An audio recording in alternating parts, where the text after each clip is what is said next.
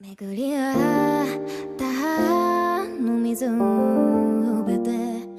was a day one player on mobile.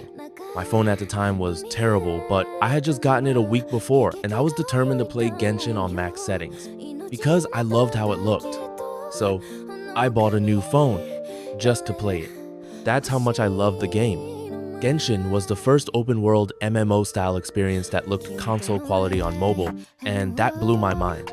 In 2020, that was peak. Calling it amazing would honestly be an understatement.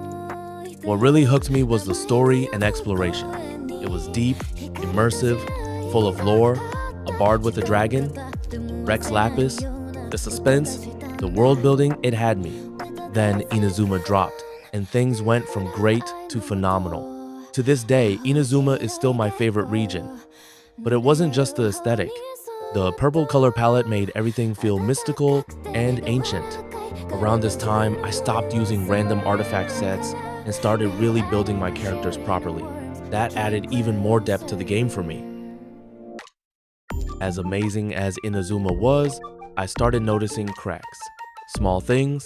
At first, I brushed them off. It's just normal, I told myself. But one big issue stuck with me. Constellations felt necessary to make some characters fun or even viable. Take Ayaka. When I first got her cryo application relied only on her skill and burst. But her C1, that let her sprint apply cryo, enabling consistent freeze combos, which is huge for cryo characters. Then came the origami event, where you could get a free constellation, and to me, that felt like an admission that constellations mattered more than they should. Ayaka's C2, for example, massively boosted her burst AoE and damage. It even got a visual upgrade. Xiao was similar, and it became clear this was a pattern, but I let it slide. After all, I'm F2P, why complain? Looking back, that wasn't a bad mindset, not because I didn't have the right to speak up, but because, back then, voicing your opinion in the community felt painful. Besides, Sumeru was coming. I was hyped. A region inspired by Indian culture? As someone who's mixed with Indian heritage, it felt personal. But something was off. From the very first 2 hours in Sumeru, I couldn't put my finger on it, so I blamed myself. Every day, for almost a year, I told myself, I'll play it eventually. I only logged in for dailies and event quests. But the more I stayed away, the clearer it became. Around that time, Nikke came out. Like a lot of people, I thought it was just fan service characters with no substance. But I gave it a shot. Never judge a book by its cover, right? That ended up being the best choice I ever made.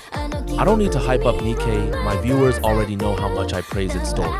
What mattered most was that it clicked with me. And without realizing it, my love for Genshin just faded.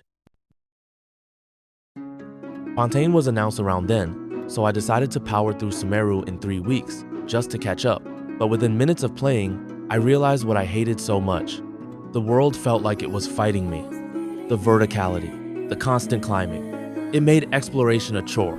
I just wanted to rush the story and move on, but the unskippable dialogue drained me even more. It wasn't fun anymore. It felt like I was watching the game I loved for 3 years, stay exactly the same for 3 years. Why did Mondstadt and Liyue feel better? Simple. Back then, we were still getting used to Genshin. We accepted its flaws because we assumed it would only improve. Inazuma was flat and focused, it felt fresh. But Sumeru? It took all the old flaws and made them worse. I thought Fontaine would bring me back, and for a while, it did. It was fun for a month. But eventually, I saw the same patterns. I stayed quiet. If most players didn't care, why should I? Then Cloud Retainer was released. I was hyped. I loved her design, her story, her relationship with Shenhei and Ganyu.